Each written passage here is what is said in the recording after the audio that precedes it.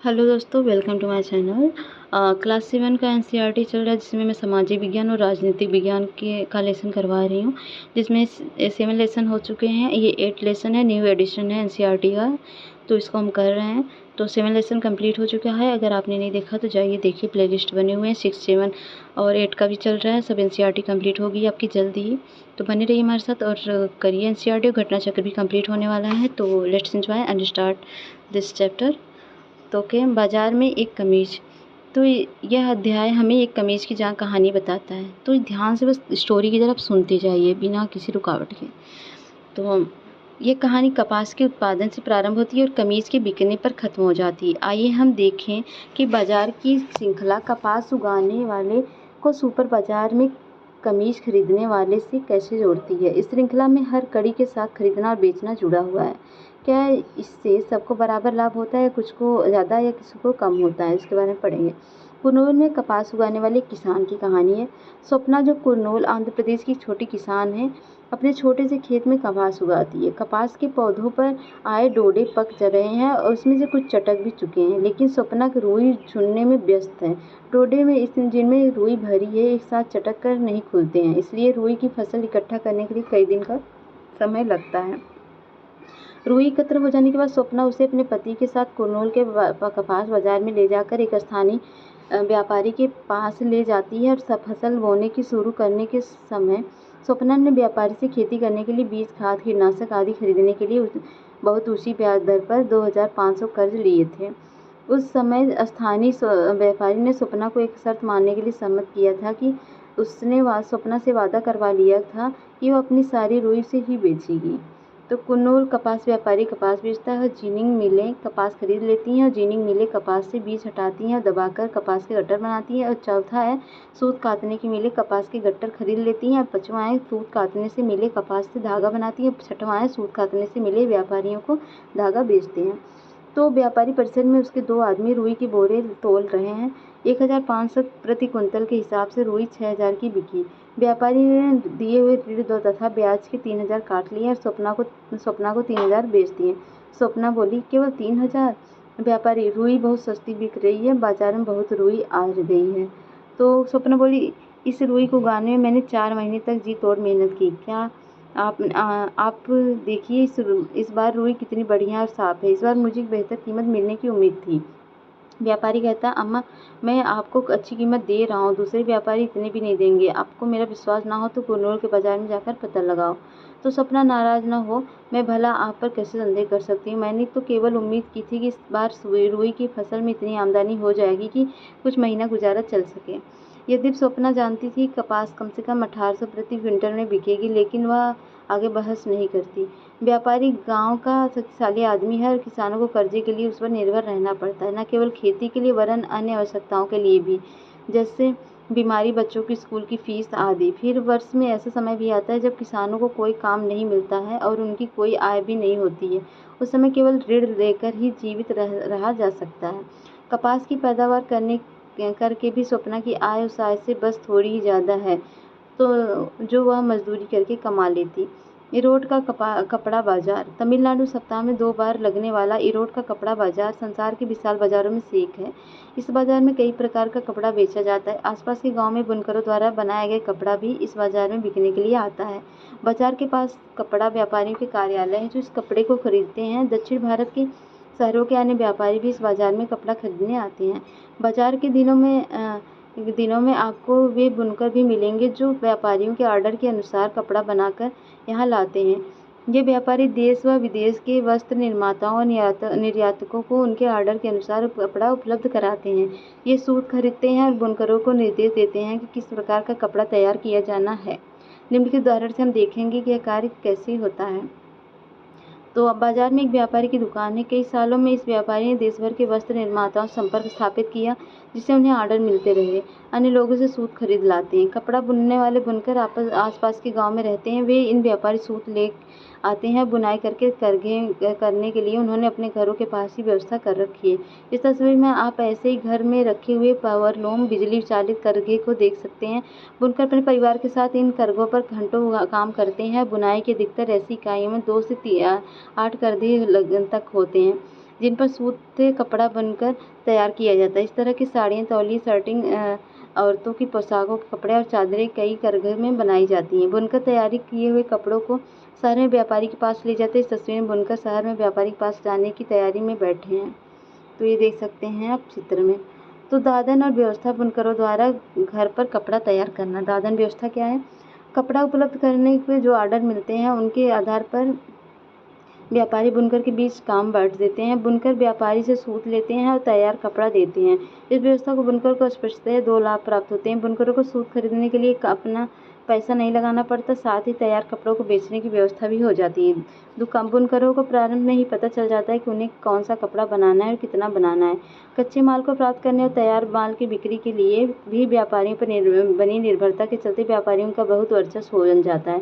वे order देते हैं कि क्या कपड़ा बनाया जाना है और इसके लिए बहुत कम मूल्य देते हैं। बुनकरों के पास ये जानने का कोई साधन नहीं कि वो किसके लिए कपड़ा बना रहे हैं और वह किस कीमत पर बेचा जाएगा। कपड़ा बाजार में व्यापारी यह कपड़ा पहनने के वस्त्र बनाने की कारखानों को बेचते हैं।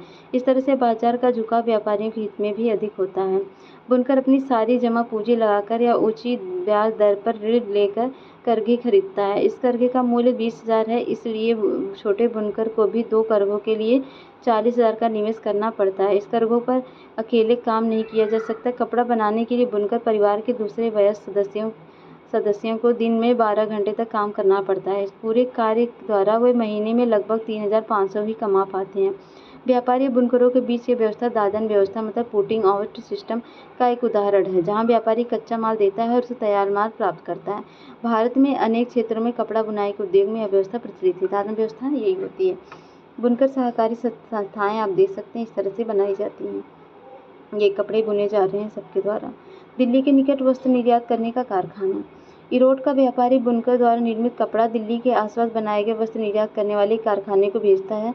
वस्त्र निर्यात करने वाली फैक्ट्री इसका उपयोग कमीज बनाने के लिए करती है। ये कमीज विदेशी खरीदारों को निर्यात की जाती है। कमीजों को विदेशी ग्राहकों में अमेरिका, यूरोप के ऐसे व्यापारी भी होते हैं जो स्टोर्स की श्रृंखला चलाते हैं। बड़े बड़े स्टोर से स्वामी केवल अपनी शर्तों पर ही व्यापार करते हैं। वे माल देने वालों से न्यूनतम मूल्य माल खरीदने की मांग करते हैं। साथ ही वे सामान की उच्चतम स्तर की गुणवत्ता और साथ साथ सामान देने की शर्त भी रखते हैं।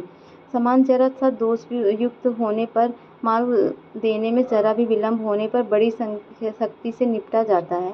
इसलिए निर्यातक इस शक्तिशाली ग्राहकों द्वारा निश्चित की गई शर्तों को भरकर पूरी करने की कोशिश करते हैं। ग्राहकों की ओर से इस प्रकार के बढ़ते दबावों के कारण वस्त्र निर्यात करने वाले कारखाने खर्चे में कटौती करने का प्रयत्न करते हैं।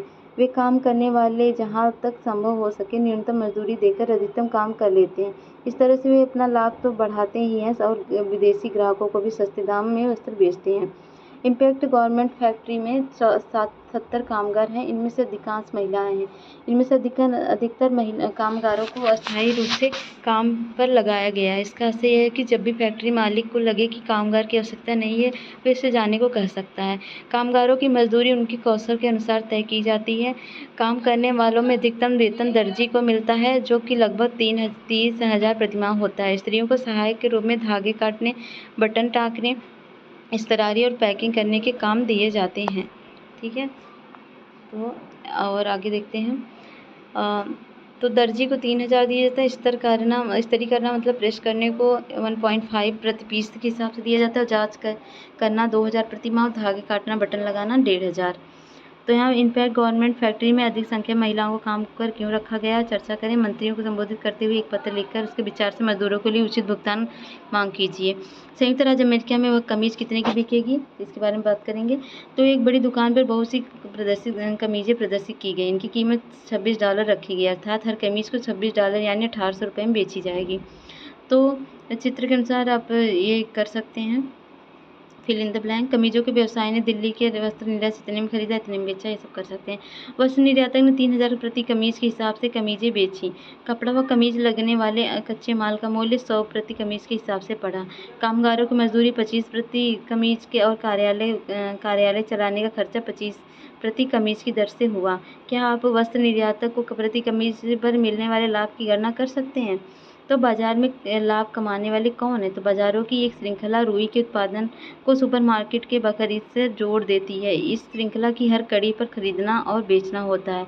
आइए फिर याद करें कि कौन-कौन से लोग थे जो खरीदने और बेचने की प्रक्रिया में सम्मिलित थे। क्या उन सभी को समान रूप से लाभ हुआ? लाभ की मात्रा अलग-अलग लोगों के लिए अलग-अलग रही। कुछ लोगों ने बाज़ार में लाभ कमाया, जबकि कुछ लोगों ने खरीदने-बेचने के कुछ खास लाभ नहीं हुआ। बहुत परिश्रम करने के बाद भी उन्होंने बहुत कम कमाया। क्या आप भी इन तालिका में उन्हें दर्शा सकते हैं?